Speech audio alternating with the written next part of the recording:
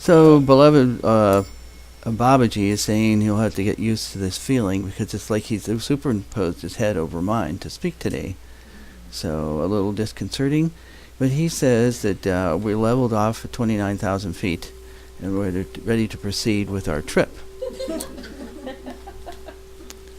So Babaji's talking about the cascade of energies. He says that all of us have taken up the fifth dimensional consciousness that Goddess Kuan Yin had opened up to us in May in a previous channeling, and then one other after that with beloved Lord Saint Germaine, referencing the fifth dimensional energies of consciousness. There is another part of our own being that lives in the fifth dimension. It's a matter of moving your consciousness to where you are, your cognizant presence. In other words, what you're aware of. That's what cognizance is referring to, what we're aware of now. So all of you are aware that you're in this room listening to Babaji and others to present themselves soon.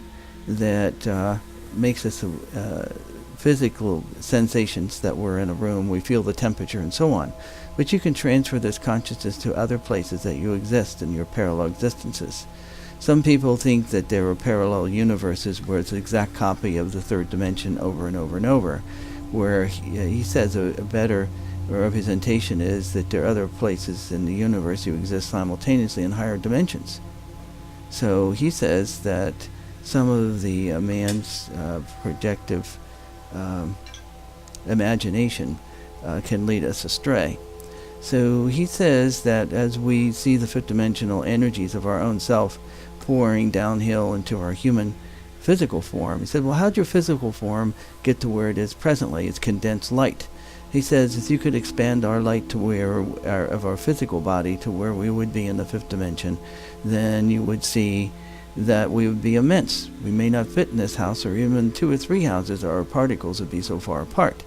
But in removing the energies and placing it in a different vibration, we can pull those light particles together to make a compact and condensed form that you find in the physical body, with weight and so on. The mass being much greater than when you spread it out over a distance. He says that some people may think that the fact that you talk about mass, changing from one energy level to another, that is not the same mass.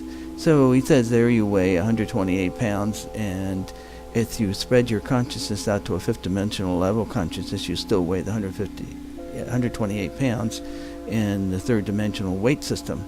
You just pull all that energy together in a very compact form. He says it's all subjective. And he says, what of the spirit light and so on? He indicates that people who have gone to spirit world still have consciousness in other dimensions. He says that's part of the process of ascension, where we take our physical form in the lower astral levels and dissolve it into pure light and draw that energy into our higher levels of being. Then we become more or less masters of the physical in the fourth dimensional universes.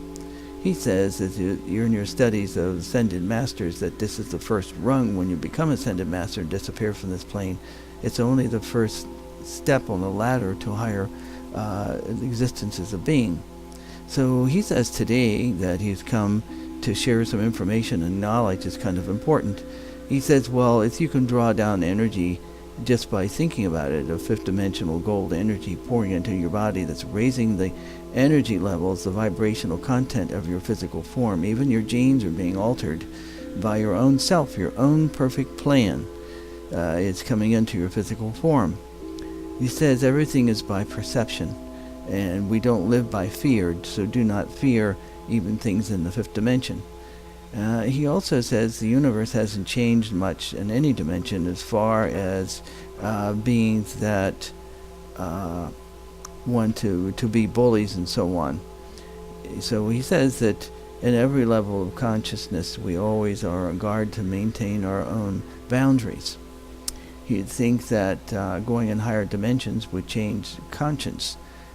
So through the thought process of detachment, sometimes people that detach themselves from emotional rights and wrongs can still do things that are not on par with divine beings coming from the great central sun of God's divine orders. So that's where the training is in all dimensions, that we adhere to some kind of moral codes. So the fact that we now can, by intention, appear in a mental way in somebody else's house far away to see how that friend or relative is doing doesn't mean that we want to cross across the emotional and mental and physical boundaries of moral strength, and that is that we're not trying to invade other people in their thoughts. So, and he says he'll pick up on that later, because you'll see how it all fits together. This is not a presentation today of things that are disconnected, but a number of points that he'll bring together into a whole. So in cascading consciousness, therefore, you go to the highest level of your being, and you see that cascading energy of divine attunement, and that raises up the energy level of the form below it. So it is that imagine a great tower built block upon block, and all of it sits on its own foundation securely on the granite or bedrock of this planet Earth. And starting at the highest tower, it's exposed to the heavens, it has stratified ethereal energies that tower is exposed to. And through the vibrational content of each block of mortar and brick and concrete that connects, and steel, that connects the building together, that transforming energy is supposed to descend all the way into the foundation. So sometimes, because of our birth and death sequence of the karmic wheel in this planet, and perhaps in this present life, it creates blocks that keeps us from bringing in the food supply from our own higher selves. So there we have this infinite energy of the divine creator, the I Am presence, as Saint Germaine coins it, the divine creator, the great nameless one. As energy is constantly flowing in from the highest dimensions and cascading to each dimension below, and to each sentient being and non-sentient being of matter and energy. So we see that this like a series of fountains that some people see as an analogy. There are parties where people have cascading fountains of drinks, one level overflowing and spilling over into the next. That's what he is saying we need to do with our higher spiritual energies from our highest form. And he wanted that highest form energy to pour into the next level under it, and so on. He's giving us some finite number as the 8th dimension of consciousness, so it makes it easy for our human self to manage, because when we start going greater than that, people feel that it's so far distant it's not attainable, which is incorrect, it's erroneous. So the great master and yogi Babaji is suggesting that he would use the color of pale green because it has to do with healing as well as learning and enlightenment. This energy cascading from our higher embodiments into each lower level embodiments, and eventually gets to us on the 3rd dimension. And in this way, we won't feel we're depleting the level above us. The other thing along the way is that which is the highest good, the highest thoughts of compassion, love, enlightenment, awakened awareness, creativeness, genius, that flows from each of our other embodiments. It's like food to the next level below. And as all of that collectively from 8 dimensions above pouring eventually into your physical form is colored with each level below it, like the 6th dimension, the 5th dimension, the 4th dimension, so on.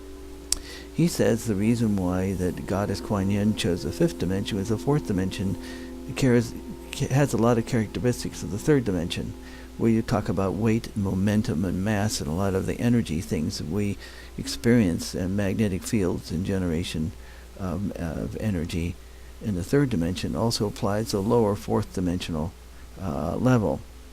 So they chose the 5th dimension, where the dynamics of the universe begins to become much more dynamic in the 5th dimension and higher. It says in the 5th dimension you're capable of changing your appearance embodiment, becoming changelings if you so chose. Many choose and continue to manifest their human form humanoid form in a much more refined version. So, beloved Lord Babaji is also saying that to remember him when he's talking about the cascades of energy, and to see yourself as being your own fountain of youth, your own fountain of spiritual enlightenment and divine love from the highest dimensions possible, that's cascading and picking up all the best of every other level of your consciousness, bringing you only the best, so that your physical form will be so empowered, so motivated, so energized that we will find life to become a lot easier to live here. He says by energy, it's the energy field in your aura that you attract to you. Most of us have a mixture of good and bad, of negative and positive things we experience in our environment, influence from the media, and so on. Most people are concerned about their food intake, of what type of food they're experiencing, whether they be manufactured, man-made, with the intention of harm, or the things of nature. But he says it's all about energy. So he's suggesting that we, all of us, look in and practice the Saint Germaine's way of projecting that purple violet energy over our food, everything we drink, even the atmosphere we breathe, that will change the intention of, say, if you were going to partake of meat, that it will take out the artificial genetic nature and put back the divine one that would be for your highest good, to help your body raise to the next dimension. It's always we want to go to the next dimension type of thinking. He says, how realistic is that when you have to pay bills? And he said, soon we have this holiday called Christmas coming up, which he, by the way, says is the birthday of a great being. And here we take it into a materialistic. He says the hedonist have been trying, and if you look up the definition of hedonist, it's all about physical experience and about materialism, and they've been able to try to take over the world. And he says the most hedonistic of all are people mostly that deal with the money lending industry, usually tries to influence everyone else. So he says there are always opposites, energy opposites. So the opposite of total materialistic physical hedonism is spirituality. So as we see the spirituality of the season, no matter what religion or belief system you have, you'll find it quite uplifting. He says that in the finer books of law, and many times when he speaks to those of the Jewish faith, that he says we have to go into the Torah and even to older books to find references that are quite common today. We have in this Christian influenced environment, or in the Muslim environment, or the Vedic Indian beliefs. They all have some commonality. At this time of year, there's always some type of celebration that one can attribute to spiritual, and giving it is good. And when we magnetize the objects that we give to others out of consideration and caring for others is to promote unselfishness, then we will find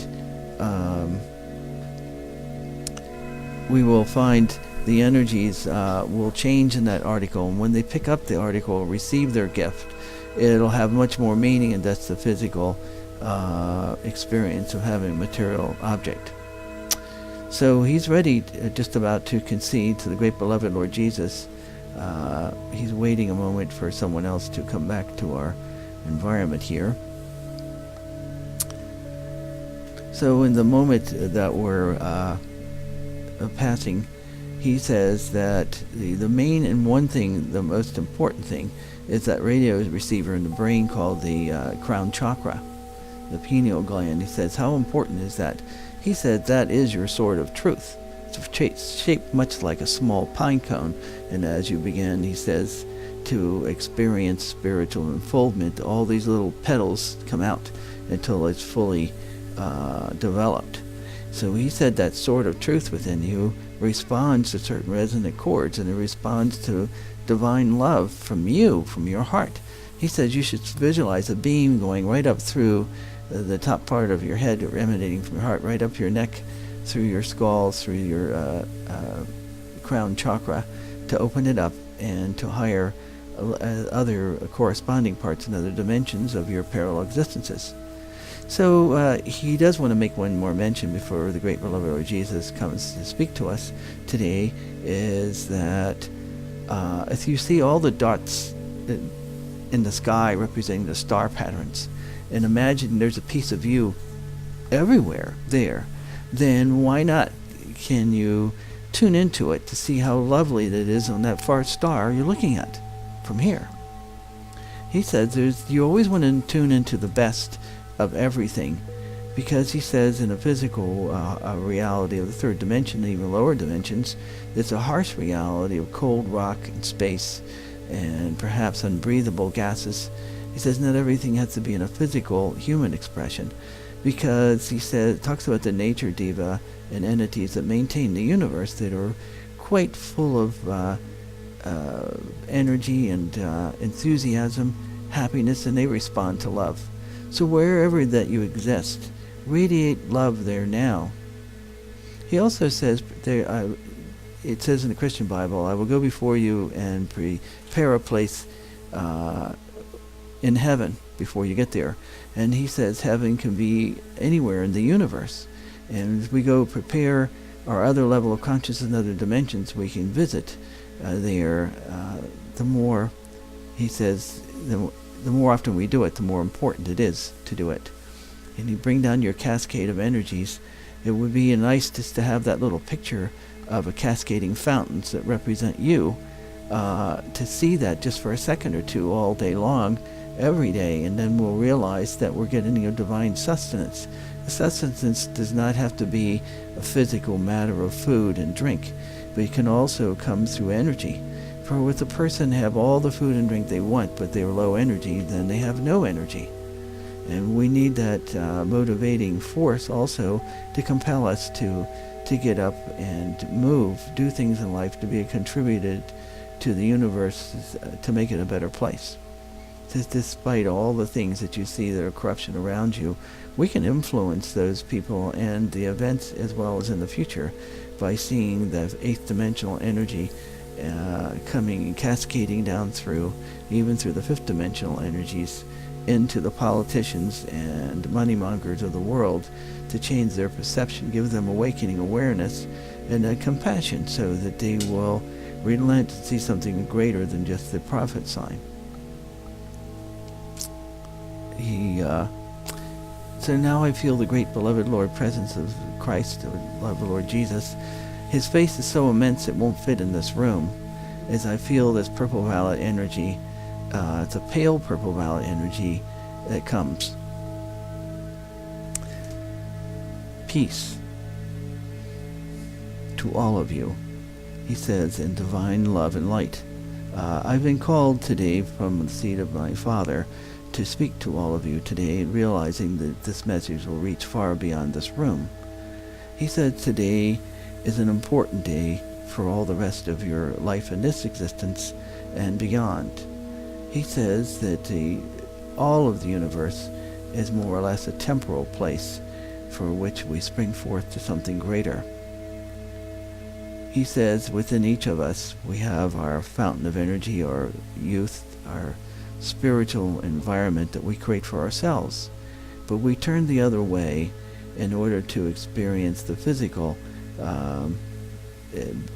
feelings and senses rather than turning inward to be where our true motivational force should come. Beloved Lord Jesus is saying to us today that in a collective way we've all succumbed or surrendered to things, the elements of mankind, just like the elements of weather wears down pieces of granite that are countless eons old, and once was a craggy rock peak, has now been smoothed down to just a foothill from the elements of erosion, and now we find our environment eroding away on our ability to resist it. He says that we alter that energy of our experience rather than having to resist something. What if you can change it? It's not a great cataclysm, a tsunami coming at you, because that can be a tsunami of warm, cool air or warm air. It doesn't have to be a colossal mass of water and stone and rock to obliterate us. And yet we, every day, get up to face our own little individual tsunamis and disasters in our life. Some of it are our own creation, and some of it is part of the experience of life. When we see that we've learned all of these things 10,000 times over from previous times and other planets that we've been, besides this one, that the mundane world of the experience, physical senses, doesn't have to be. He says that if we could open up all of our sense centers that we have in our being, it would be a greater taste of the universe than we get in this tiny, minuscule physical form, which we call the human body, or human consciousness. Even when souls pass into what you call the spirit world, or the some call heaven, or Valhalla, or many other names for it, nevertheless they have connections to the other universe, as the previous Master Babaji has mentioned. And great beloved Lord Jesus talks about those Christ energies are everywhere present. He says, how dare mankind think that we're this only most important part of God's creation. We're smaller than a grain of sand to the respect of all the other God's children that have not been talked about. He also says that many times man can take something very noble, inspiring book and make it his own truth, to the point where he puts blinders on, just like horses used to have blinders, he said, in order to keep them from being distracted and wandering off of the path. So we have our team of horses that we're focusing our eyes straight ahead. And where do we focus it? He says, and it's a perception of that we live on several planes of consciousness at the same time. We always seem to be drawn with the physical, because where we are involved in whatever activity and we find our feet are cold, now our attention's drawn to our physical feet on the earth and a physical sensation of the weather. Whether you say mind over matter, that will not bother me, I'm focused on this task till I complete it. He says we allow ourselves to be distracted.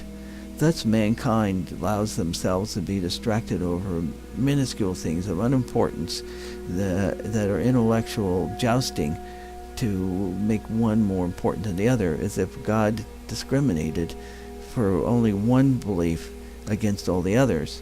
He says that even the perception that there needs to be an organized frame of thought is a creation of man and not of God. God is in everyone and everything and loves everyone and everything, even the person that perceives himself to be your enemy or you theirs. It's a matter of perception. As we look beyond that, we see beyond the physical differences and see that we're one and the same, cut from the same cloth, mold of cloth. So the great beloved Lord Jesus Christ takes this even higher, because he says that there are 12th dimensional energies around this planet and the solar system, as well as all the other dimensions below. He said that the previous master needed to give you something humanly attainable. So he says, in this way, when we see the cascade of energies, we can see it from all planes, including the 8th and below, as Master Babaji is motivating us to do. He says the sacred number of 8 is quite important. He talks about the 40 days that he spent in the desert, with opposing forces of divine presence that did happen. And he says that there was 40 days is 5 times 8. So he talks about the measurements of the Noah's Ark having the measure of 40 in there. It appears quite many times in many religious books, like in the Coptic Church, with their 8-sided churches. So he says it's an even number, obviously, can be divided by 2. So the great beloved Lord Jesus talks about the importance of the tetrahedron, where it's an 8-sided physical form, as being most mathematically perfect. It also represents a molecule as well as a collection in the periodic chart of elements. So he said he tried to bring it down to a level that us humanly we could understand and connect with.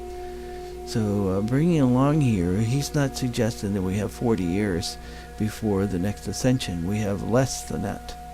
So he says that right now we must be preparing for our higher shift of consciousness. He says, in all other things, he said, when man is faced with the greatest perils, he turns to God on the battlefield in the midst of a terrible calamity where he has moments to live. Everyone thinks about God. So it is that why can't we think about our other higher levels of consciousness, that we actually exist, that your essence of you, instead of having to transfer to a temporary place that surrounds this planet at some physical altitude. And he says, yes, there is a physical altitude away from this planet that's considered the realm where it overlaps with the spirit world. Many times we're on the under edge of that. One feels euphoria and bliss because you're in a higher dimensional consciousness and traveling through a number of souls invisible to you. But he says that us as humans, when we depart this physical form, we need not go there but to a higher level of our own being. But where? So he says that we've come here in soul groups, just like a great classroom, like the 12th grade in high school, for example. And there we tend to stay with each other because we're familiar with each other. Perhaps have done many projects to enlighten mankind, ways of compassion, placing ourselves as martyrs, as I did, and many other things, according to the great beloved Lord Jesus Christ. So there's been even debate of my physical existence on earth when I did live that one lifetime. So the great beloved Lord Jesus Christ is indicating to us today that we truly do need to see even higher the divine presence of God himself being an effervescent, overflowing waterfall, the cascade of spiritual energies upon the whole universe, especially upon this earth at this time, to change the minds of those who are focusing on physical profits rather than the greater good of humanity. He also says that there has to be some worldwide collective effort and a humanitarian way for our own existence to continue to exist. And he says how important that is depends on the emphasis we place individually on bringing forth the cascade of energies of higher dimensions here. Because in doing that, this energy by our intention, since we're grounded on the earth, we walk on the physical earth plane, we live in this atmosphere so most close to the earth's crust, that we influence all the way around the world. Every thought we think is passed to our brothers and sisters and their thoughts to us. It's where we tune into this. It's like a collective internet, he says, around the whole planet simultaneously. So if somebody gets stuck with a pin in their arm, somebody else in the far end of the planet will feel it. He says as we become more sensitive to such things, then we'll begin to feel more calamities that other people experience that are not our experience. He says one must need to say to themselves, it's not my experience, so they don't have to experience it. And also in the ways, he says, of lonely hearts, where if I don't get my way, I don't want to live. He says that's preposterous and ridiculous, because there's no way to not exist and live because of your everywhere presence throughout the universe, as is the Master Babaji suggested. We live in other places, in other dimensions, with other parallel existences. We're all connected by a network. And he says it's about time that we, that's part of the experience of the cosmic consciousness, according to the great beloved Lord Jesus Christ, is to connect into your own network, that you are connected to yourself everywhere. Why not communicate with yourself? Know thyself, and know the houses of the divine presence of God, which are also interconnected. That's the power source that keeps everything going. So we should love the one who feeds us, for the cascade of energies of our own existence originates from the I Am Presence. And he says, from the Father I come, and back to the Father I will unite. And he says he realizes that we have feminine, we have other women in the presence here, that God is both male and female. Hard concept, especially for children. But he says, nevertheless, we all have feminine and masculine sides. He says in a psychological way on the earth plane, we talk about our creative and intellectual forces being feminine and masculine. So he says that we're adding to the greater experience of all of humanity in our every effort to bring down the higher energies, to see it flowing through you. Make ourselves flowing channels is what he's suggesting today, and also those who hear this message, to make yourself a flowing channel of light. Just being in this planet, in the magnosphere of this planet, you're influencing everyone else. So we're kind of like polluted our own environment. Now we can purify it. He brings you divine love and light and a cascade of other higher angels that have come also to each and every one of you in this room present, and those who will see this video or hear this audio, that there are angels who have come to tend to all of you and to lift you up. He says, true God forgives, and that we must forgive ourselves and forgive our fellow mankind collectively for every little misstep or imagined misstep. So he says, for us, being awakened individuals, we must stop imagining imagined offenses. So he says, look at that person, the way they're looking at me. What are they thinking? And going down a negative trail of thought, we suddenly have an imagined offense, where that person looking over there says, she reminds me, or he reminds me of my nephew, or she reminds me of my niece, or that person looks like my grandfather. They're pleasant thoughts going through that person's head, and we misperceived it. Thus it's just simple things like that who can cause a great deal of distress that need not be.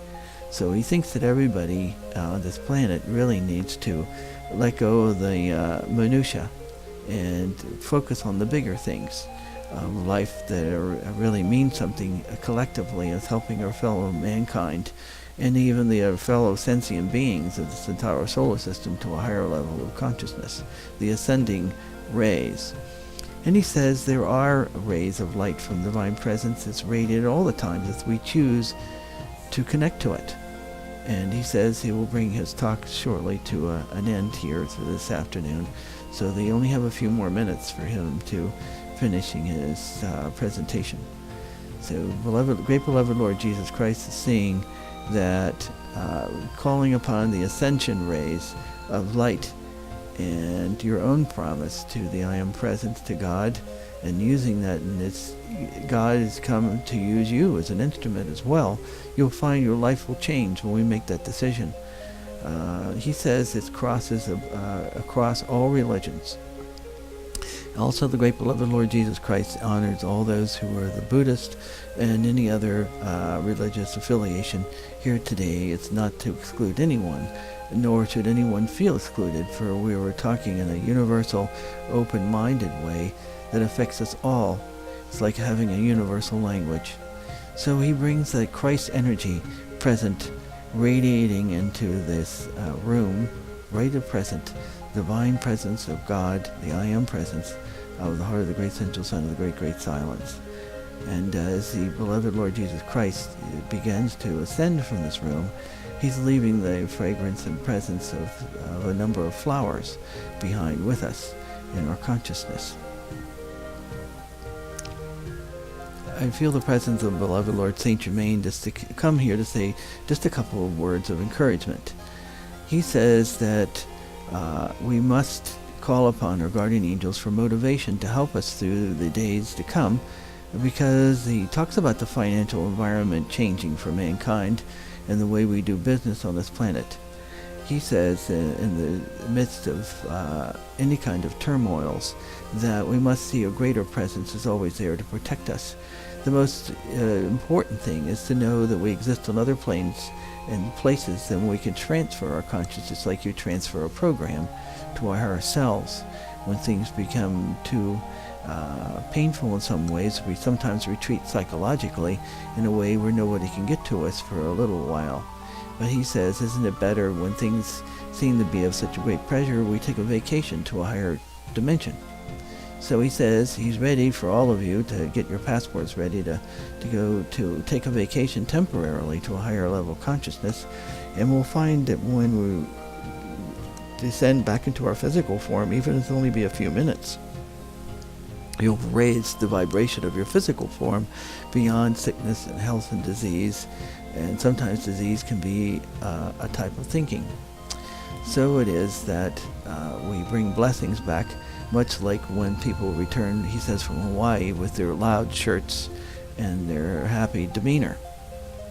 So he expects to hear some laughing and rejoicing here shortly, and your own visitations to your higher levels of consciousness that are waiting to greet you.